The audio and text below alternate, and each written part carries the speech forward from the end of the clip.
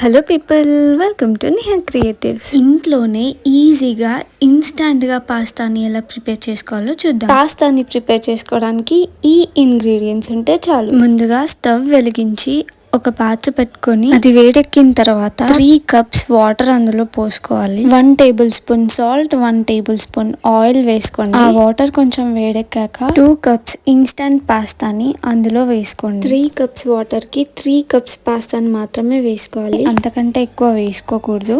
Pasta ఉడకదు, అతుక్కుపోతుంది. Instant పాస్తాని అందులో వేసుకున్న తర్వాత ఒక 5 మినిట్స్ స్లిమ్ లో స్టవ్ ని ఉంచేసి ఉడికించుకోవాలి. ఈలోగా మిక్సీ జార్ ని తీసుకొని 1 కప్పు టమాటో ముక్కల్ని, 4 ఎండుమిర్చులని, 1 టేబుల్ స్పూన్ షుగర్ ని అందులో వేసుకోండి.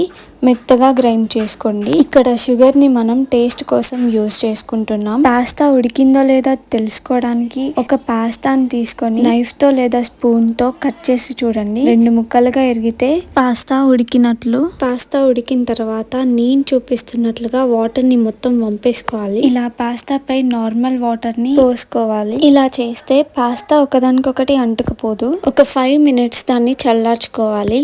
స్టవ్ వెలిగించి ప్యాన్ పెట్టి 3 టేబుల్ స్పూన్ ఆయిల్ వేసుకోండి. నూనె వేడెక్కిన తర్వాత సన్నగా తరిగి పెట్టుకున్న 4 ఎల్లిపాయ ముక్కలు, 2 పచ్చిమిర్చి, 1 ఆనియన్ ముక్కలు అందులో వేసుకోండి.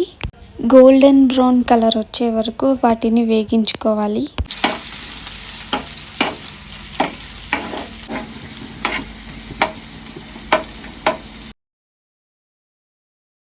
1 టేబుల్ స్పూన్ పసుపు వేసుకోవాలి. మనం గ్రైండ్ చేసుకున్న టమాటో పేస్ట్ ని అందులో వేసుకోవాలి. టమాటోస్ పచ్చివాసన పోయేంత వరకు మనం ఉడికించుకోవాలి. 1 table spoon soya sauce, 1 table spoon green chilli sauce వేసుకోండి. 5 మినిట్స్ వరకు మంచిగా ఉడికించుకోండి.